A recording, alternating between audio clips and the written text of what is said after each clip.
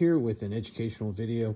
We're going to go through our standard semi-automatic manipulation drill, and it is for a right-hander. I will have a version for the left-hander. I'll put a card right up here somewhere for it, but let's start out with the right hand first. But before we get into that, please hit that subscribe button, help us out with that algorithm. Hit that like button if you enjoyed the video or you found it helpful, and then click that bell notification icon off to the right. So let's go ahead and get into this. If you're new to grasping a semi-automatic, first thing that we're going to do usually is just pick it up off the table. It's tough to do so underneath here. Your thumb's kind of in the way, so this comes from the NRA Basics of Pistol class. We're going to use our non-shooting hand. Go ahead and pick up the gun, get it off the deck so you can actually get your hand around this part here of the back strap. So I'm going to get the webbing of my hand as high up into the back strap as possible. I'm going to lay my trigger finger down, make sure my middle finger contacts the trigger guard, fourth and then fifth finger if there's a spot for that pinky there. Then I'm going to take my magazine, and I'm going to go ahead and make sure my index finger is touching that first round, and I'm going to point my index finger into the hole. We're going to use our body's proprioception to know where you are pointing. We're just going to point it at the hole. The magazine will follow. Once that's in, I'm going to make sure that I give that magazine a tug. On a Glock, there's a hole back here, so I'm going to pull on that hole. Other guns, I'm just going to have to go on the side here. Now, I'm going to have to manipulate the slide next to actually move the ammunition from here up into the chamber area, which is here. So it goes from here to here. In order to do that, I have to grab onto these vertical lines here, and they're called grasping grooves. So what I'm going to do is I'm going to take the big meaty part of my palm here, put it against the grasping grooves, and then take these four fingers and go across the other side. So essentially, I'm going to be holding the gun like this. See that? Just pressing in so you see the discoloration of my fingers. Get my grip back going here. And what I'm going to do is I'm going to drive the shooting hand forward. I'm going to minimize pulling here. I'll show you this in a different view here. But reality of it is I want to use, normally this is my dominant hand, the gun side hand. So I'm going to use all the musculature in the gun side hand to move the gun rather than trying to pull with what we would consider the non-dominant or weaker side. So I'm going to drive that gun forward till it doesn't move anymore, and then let go. Make sure you let go and let that slap. At that point, I'm going to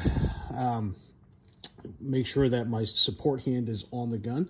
And I want to make sure that I put the meaty part of my palm, again, we're working with that part of the palm again. I want to make sure it's somewhere up in this area, right? On a Glock, you have a little divot here. On other guns, it's pretty plainly marked. It may be a smooth area, maybe triangular or trapezoidal, but I want this palm all the way up inside here. My thumb's going to lay somewhere along here. I'm not using my thumb to grip anything.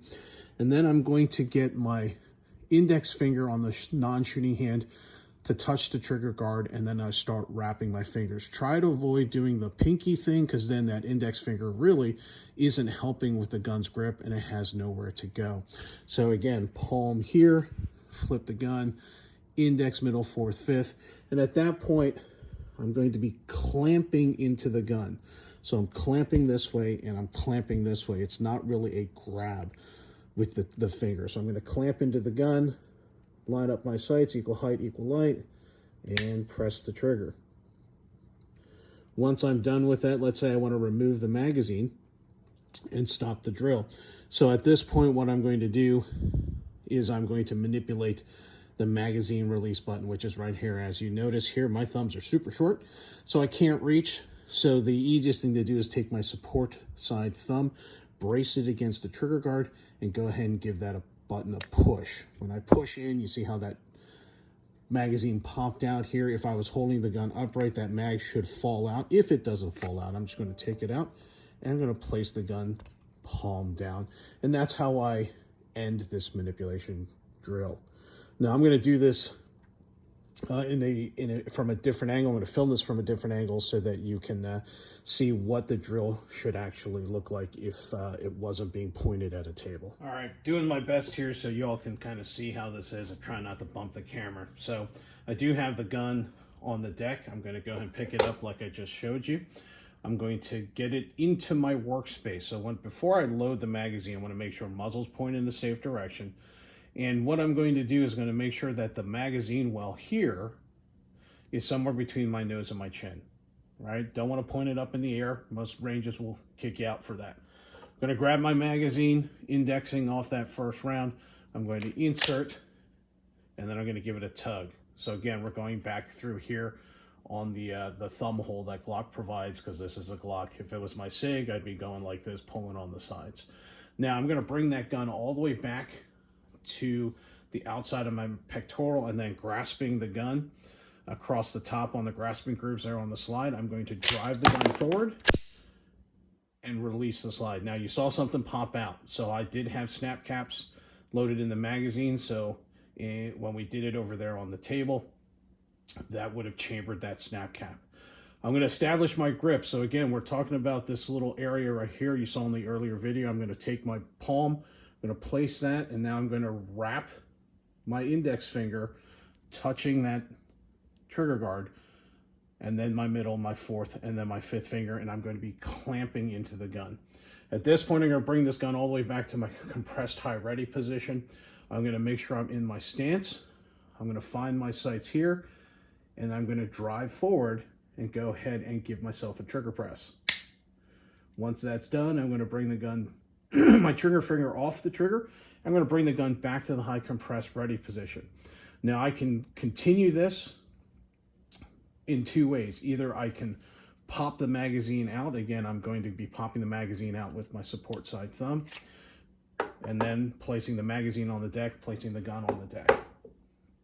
I can do that, and I can now go ahead and repeat that. I'm going to pick up the gun, establish my grip, get up into my workspace, insert my magazine, and I'm going to rack. Again, there's going to be something that comes out because the last time I racked the gun, a snap cap went in the chamber.